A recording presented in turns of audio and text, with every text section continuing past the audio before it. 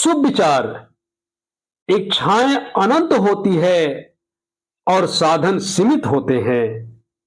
जो लोग इनमें संतुलन बना लेते हैं वो लोग सुखी हो जाते हैं। मेरे प्यारे विद्यार्थियों, सुप्रभात। मैं हूं doctor Chhotelal Gupta, assistant professor, Bhimrao Ambedkar Bihar विश्वविद्यालय, मुजफ्फरपुर। आज के क्लास में देवनागरी लिपि क्या है, इस पर विस्तार से चर्चा करूंगा। इसके साथ साथ देवनागरी लिपि की विशेषताएं क्या है, इसको भी बताने का प्रयास करूंगा। यह प्रश्न एईसी हिंदी यानी MIL हिंदी सेमेस्टर 1 के अंतर्गत बहुत ही महत्वपूर्ण प्रश्न है। जो भी विद्यार्थी इस चैनल पर नए हैं, चैनल को अवश्य सब्सक्राइब करें और अपने दोस्तों को भी शेयर करें। अब आप ध्यान से सुने। देवनागरी लिपि। देवनागरी लिपि क्या है, इसका इतिहास क्या है, इसे विस्तार से हम समझने का प्रयास करेंगे। देवनागरी लिपि भारतीय उपमहाद्वीप की प्राचीन और समृद्ध लिपियों में से एक है। यह लिपि संस्कृत, हिंदी, मराठी, नेपाली, कोंकणी तथा अनेक भारतीय भाषाओं की आधारशिला है। देवनागरी शब्द का अर्थ है देवों की नगरी की लिपि। इसे ब्राह्मणी लिपि की उत्तराधिकारी माना जाता है। इनकी वैज्ञानिक संरचना और ध्वन्यात्मक इसे विश्व की श्रेष्ठ लिपियों में स्थान दिलाती है। देवनागरी लिपि का इतिहास लगभग 1000 वर्षों से भी अधिक पुराना है। यह गुप्तकालीन ब्राह्मणी से विकसित होकर 7वीं-9वीं शताब्दी के बीच स्थिर रूप में प्रकट हुई। प्राचीन ग्रंथों और शिलालेखों में इस लिपि का व्यापक प्रयोग हुआ। संस्कृत जैसे शास्त्रीय भाषा से लेकर आधुनिक हिंदी जैसी जन भाषा तक देवनागरी ने संचार और साहित्य की परंपरा को जीवित रखा है। देवनागरी लिपि की संरचना अत्यंत वैज्ञानिक है। इसमें स्वर और व्यंजन स्पष्ट रूप से अलग किए गए हैं।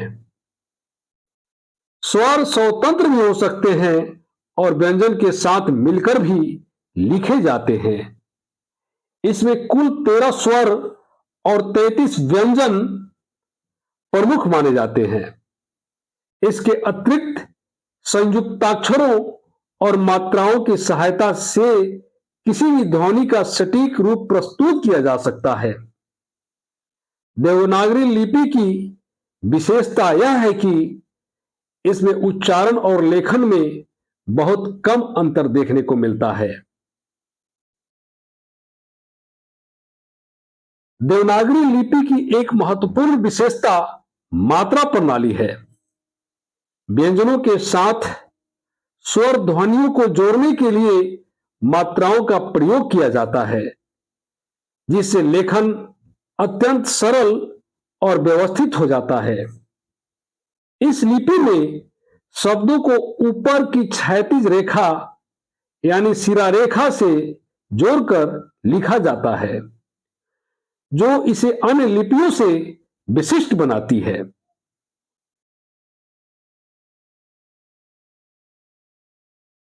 आज के युग में देवनागरी लिपि का महत्व और भी बढ़ गया है। यह न केवल भारत की सबसे अधिक बोले जाने वाली भाषा हिंदी की लिपि है, बल्कि इसे नेपाल की आधिकारिक लिपि के रूप में भी मान्यता प्राप्त है। कंप्यूटर और डिजिटल तकनीक के विकास के साथ देवनागरी लिपि के यूनिकोड के मानकीकरण में इसे वैश्विक स्तर पर उपयोगी बना दिया है। अब ईमेल, वेबसाइट और मोबाइल पर भी इसका सहज प्रयोग संभव है। देवनागरी लिपि ने भारतीय संस्कृति, साहित्य, दर्शन, धर्म ग्रंथों को संरक्षित रखने में अमूल्य योगदान दिया है। वेद, उपनिषद, पुराण और रामचरितमानस जैसे काव्य ग्रंथ इस लिपि में लिखे गए हैं। यह लिपि भारतीय पहचान और सांस्कृतिक धरोहर का प्रतीक है। अतः हम कह सकते हैं कि देवनागरी लिपि केवल लेखन का माध्यम ही नहीं, बल्कि भारतीय परंपरा, सभ्यता की आत्मा है। इसकी वैज्ञानिकता, स्पष्टता और व्यापकता इसे आज भी प्रासंगिक बनाती है। तकनीकी युग में भी यह लिपि न केवल जीवित है, बल्कि विश्व भर में सम्मानपूर्वक प्रयोग की जा रही है। अब आते हैं देवनागरी लिपि की विशेषताएं क्या है, इसे जानने। देवनागरी लिपि की विशेषताएं निम्नलिखित है। देवनागरी लिपि भारत की सबसे वैज्ञानिक, व्यवस्थित और लोकप्रिय लिपियों में से एक है। यह मुख्यतः संस्कृत, हिंदी, मराठी, नेपाली तथा अनेक भारतीय भाषाओं के लेखन में प्रयोग की जाती है। इसकी संरचना और नियम इसे अन्य लिपियों की तुलना में अधिक व्यवस्थित और स्पष्ट बनाते हैं। इनके प्रमुख गुण इस प्रकार हैं। पहला, वैज्ञानिक संरचना। देवनागरी लिपि ध्वन्यात्मक यानी फोनेटिक लिपि है। इसमें हर ध्वनि का एक निश्चित चिन्ह है, जिससे उच्चारण और लेखन में सामंजस्य बना रहता है। दूसरा, स्वर और व्यंजन की व्यवस्था। इस लिपि में स्वर और व्यंजनों का स्पष्ट विभाजन है। कुल 13 स्वर हैं और 33 व्यंजन। इसमें ध्वनियों का क्रमबद्ध रूप से अध्ययन और प्रयोग आसान हो जाता है।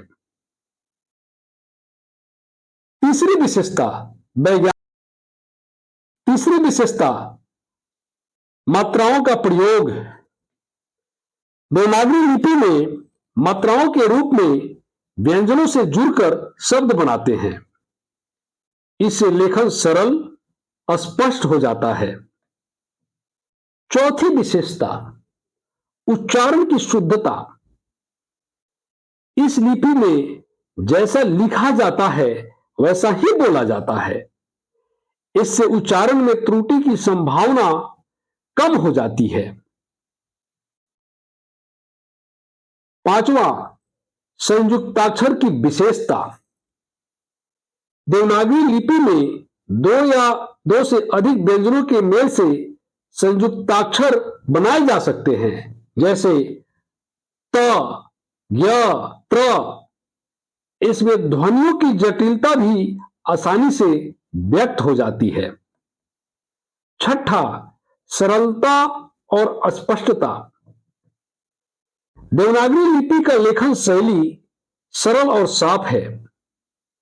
अक्षरों की आकृति गोलाई लिए हुए और संतुलित होती है। शिरोरेखा की विशेषता। इस लिपि की एक विशेष पहचान ऊपर की क्षैतिज रेखा शिरोरेखा है, जो शब्दों को जोड़ती है। यह लिपि को विशिष्ट और आकर्षक बनाती है। आठवां, व्यापक उपयोगिता। देवनागरी लिपि केवल हिंदी ही नहीं, बल्कि संस्कृत, मराठी, नेपाली, जैसी कई भाषाओं की प्रमुख लिपि है। इस कारण इसकी उपयोगिता और महत्व अधिक है। नौवां, प्राचीनता और निरंतरता। यह लिपि प्राचीन काल से लेकर आज तक प्रचलित है और निरंतर विकसित होती रही है। इसकी स्थिरता ही इसकी विशेषता है। अब देवनागरी लिपि और उसकी विशेषताओं पर कुल 15 प्रश्नों पर चर्चा करूंगा। यह प्रश्न परीक्षा की दृष्टि से बहुत ही महत्वपूर्ण है। अब आप ध्यान से देखें। देवनागरी लिपि की भाषा की प्रमुख लिपि है। किस भाषा की प्रमुख लिपि है? ए संस्कृत, बी हिंदी, सी मराठी, डी उपरोक्त सभी। इसका उत्तर होगा उपरोक्त सभी यानी डी। देवनागरी लिपि में कितने स्वर माने जाते हैं? ए 10, बी 11, सी 12, डी 14। इसका उत्तर है सी 12। देवनागरी लिपि किस प्रकार की लिपि है? ए अब्जाद, बी अक्षरात्मक, सी चित्रात्मक, डी ध्वनात्मक। इसका उत्तर है डी ध्वनात्मक। देवनागरी लिपि में कितने व्यंजन हैं?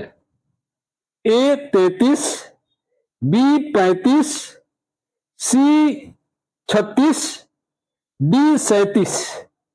इसका उत्तर है बी 35।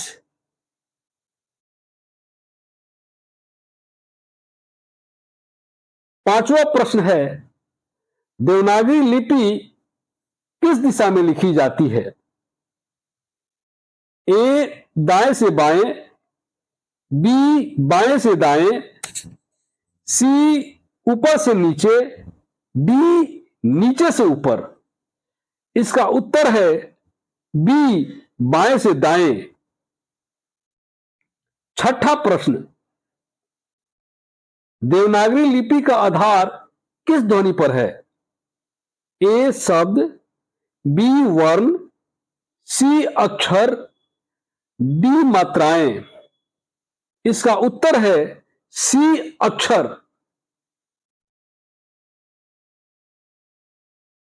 सातवां प्रश्न, देवनागरी लिपि में कितनी मात्राएं होती है?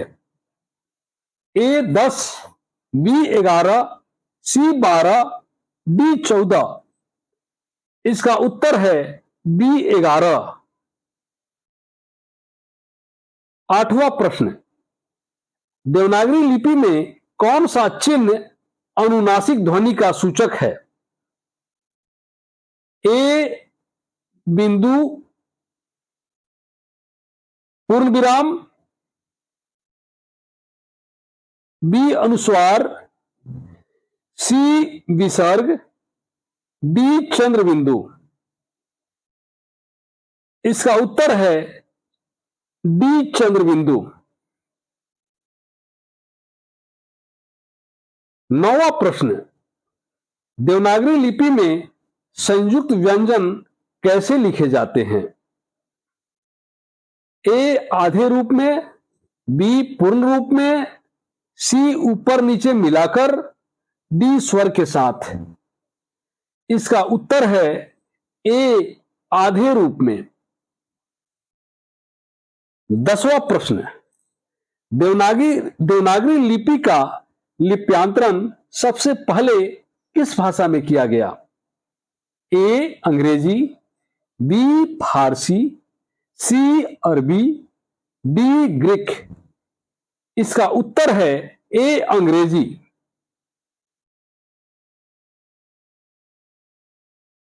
11वां प्रश्न, देवनागरी लिपि में पूर्ण विराम का चिन्ह क्या है? इसका उत्तर है ए। इस तरह से पूर्ण विराम का चिन्ह होता है। 12वां प्रश्न है, देवनागरी लिपि का उपयोग किस प्राचीन भाषा से शुरू हुआ? इसका उत्तर है ए, संस्कृत।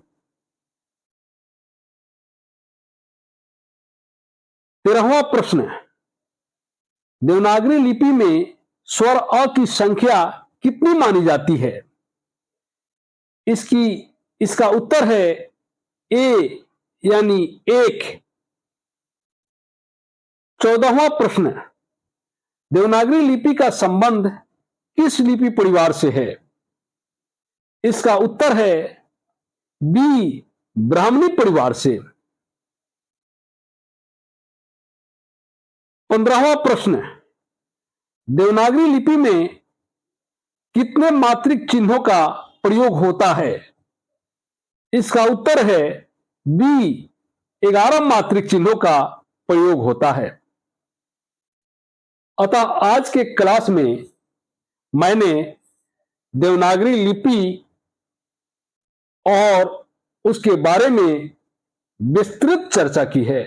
इसके साथ साथ देवनागरी लिपि की विशेषताओं को भी समझाया है और इस पर आधारित कुल 15 प्रश्नों का हल किया है। अतः मैं विद्यार्थियों से यह बताना चाहता हूं कि देवनागरी लिपि और उसकी विशेषताएं और उस पर आधारित प्रश्न परीक्षा के दृष्टि से उपयोगी हैं। अतः इसे जरूर आत्मसात करने का प्रयास करें।